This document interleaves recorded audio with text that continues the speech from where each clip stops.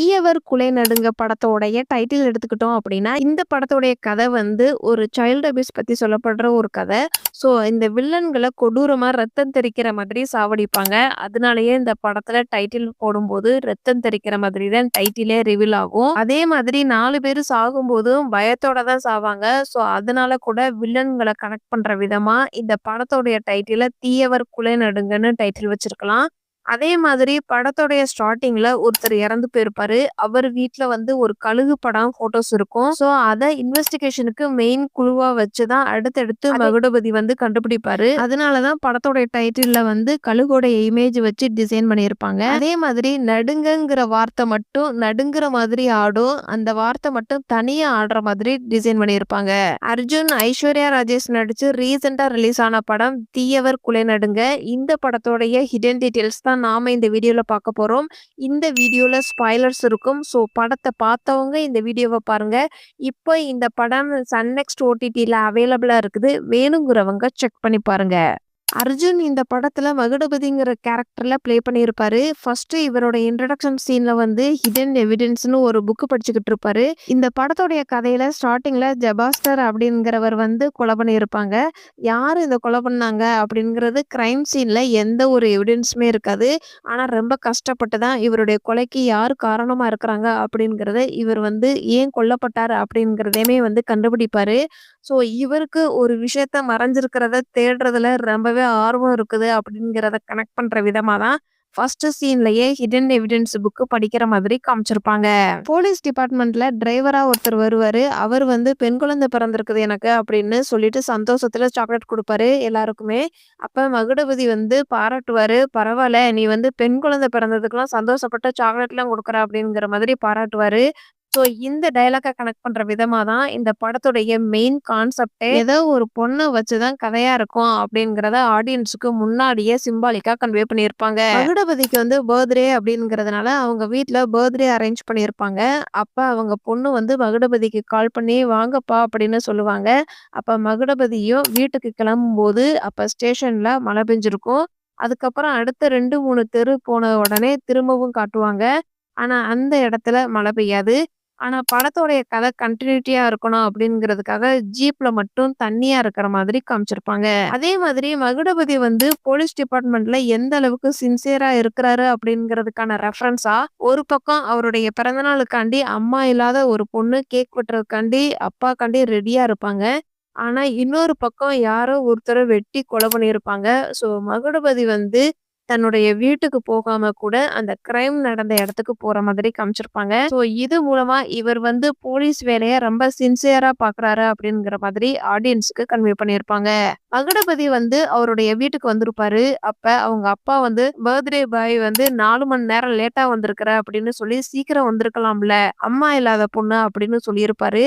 இவங்க வந்து கேக் வெட்டி செலிப்ரேஷன் பண்ணிட்டாங்க அப்படிங்கிறதுக்கான ரெஃபரன்ஸா நிறைய கிஃப்ட் எல்லாம் வந்திருக்கிற மாதிரி காமிச்சிருப்பாங்க. அதே மாதிரி மகுடபதியோடைய ஒய்ஃப் வந்து இறந்து போயிட்டாங்க அப்படிங்கிறதுக்காண்டி டீட்டெயிலா ஒரு பொண்ணோட போட்டோக்கு மாலை போட்டு வச்சிருப்பாங்க.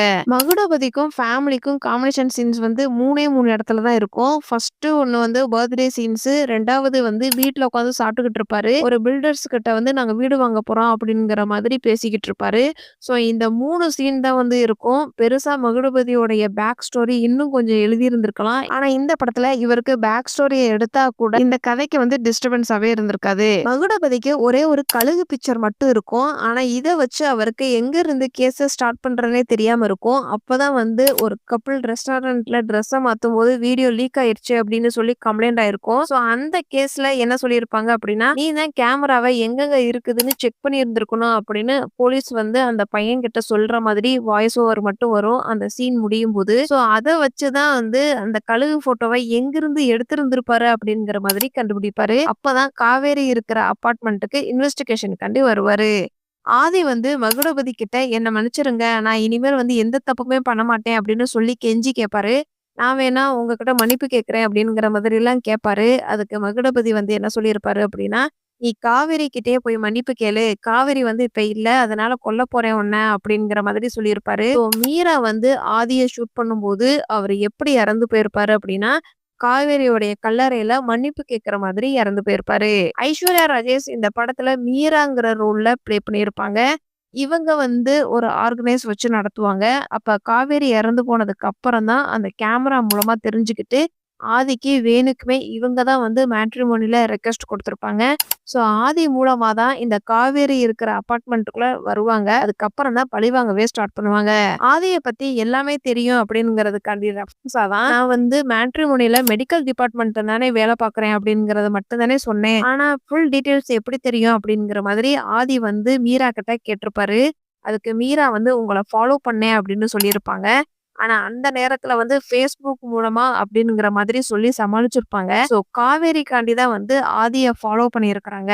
அதே மாதிரி ஆதியோடைய ஃப்ரெண்ட் கூட என்ன சொல்லியிருப்பாரு அப்படின்னா, இது வந்து இன்சிடென்ட் மாதிரி தெரியல அப்படின்னு சொல்லியிருப்பாரு. அதே மாதிரி மீரா வந்து செடிக்கு தண்ணி ஊத்த போறேன் அப்படின்னு நைட் நேரம் சொல்லியிருப்பாங்க. ஆதி வந்து நானும் மாடிக்கு போறேன் அப்படின்னு ஃப்ரெண்டு கிட்ட சொல்லிட்டு வந்திருப்பாரு. இது மூலமா மீரா வந்து தன்னுடைய வலைக்குள்ள ஆதிய சிக்க வைக்கணும்னு பிளான் பண்றாங்க அப்படிங்கிற மாதிரி இந்த ஒரு சீன் அமைஞ்சிருக்கும். மீரா வந்து ஆதிய பாக்குறதுக்காண்டி அபார்ட்மெண்ட்டுக்கு வந்திருப்பாங்க. அப்ப சத்யா வந்து மீராவ ஒரு ரூமுக்குள்ள போட்டு லாக் பண்ணியிருப்பாரு. ஆனா அடுத்த சீன்லயே வந்து மீரா, சத்யா, ஆதி 3 பேருமே ரூம விட்டு வெளிய நிப்பாங்க. ஆனா எப்படி மீரா வந்து வெளியில வந்தாங்க? ஆதி எப்ப வந்து காப்பாத்துனாரு? அப்படிங்கிறத கன்டினியூட்டி வந்து இந்த சீனுக்கு மிஸ் ஆயிருக்கும். மீரா வந்து காவேரிக்கு ஒரு பைனாக்குலர் குடுத்துருப்பாங்க. காவேரி வந்து இறந்து போனாலும் அவங்களுடைய ஃபோட்டோக்கு முன்னாடி இந்த பைனாக்குலர் வந்து தொங்க விட்டுருப்பாங்க. அதே மாதிரி மகுடபதி வந்து இன்வெஸ்டிகேஷனுக்காண்டி வீட்டுக்குள்ள வரும்போதும், பைனாக்குலர் வந்து காவேரி ஃபோட்டோ முன்னாடி இருக்கிறத பார்க்க முடியும். இந்த பைனாக்குலருக்கும், காவேரிக்கும் ஏதோ ஒரு சம்மந்தம் இருக்குது அப்படின்னு கனெக்ட் பண்ற விதமா தான் படத்தோடைய லாஸ்ட்ல மீரா வந்து பைனாகுலர் மூலமா தான் காவேரி எப்படி இறந்து போனாங்க அப்படிங்கிறத தெரிஞ்சுக்குவாங்க. காவேரி வந்து ஃபர்ஸ்ட் ஸ்கூலுக்கு போறதுக்கு ரொம்பவே டல்லா இருப்பாங்க.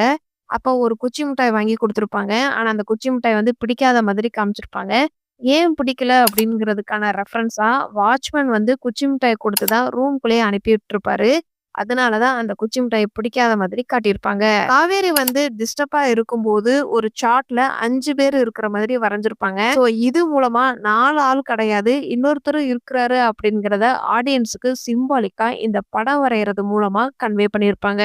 மீராவுக்கு வந்து ப்ரீ கிளைமேக்ஸ்ல ஃபைட் சீன் வச்சிருப்பாங்க. இவங்களுக்கு ஜிம்னாஸ்டிக் தெரியும் அப்படிங்கிறதுக்கான ரெஃபரன்ஸா தான் ஃபைட் பண்ற மாதிரியும் காட்டியிருப்பாங்க. மீரா போர்ஷன்ல வந்து ஒரு சின்ன லாஜிக் மிஸ்டேக் இருக்கும். காவேரி வந்து இறந்து 2 நாளுக்கு அப்புறம் தான் மீராவுக்கு தெரியிற மாதிரி காமிச்சிருப்பாங்க. அந்த 2 நாள்ல ஃபோன் மூலமாவே சொல்லியிருந்திருக்கலாம். படத்துடைய கதை வந்து 2023ல தான் நடந்த மாதிரி காட்டியிருக்கிறாங்க.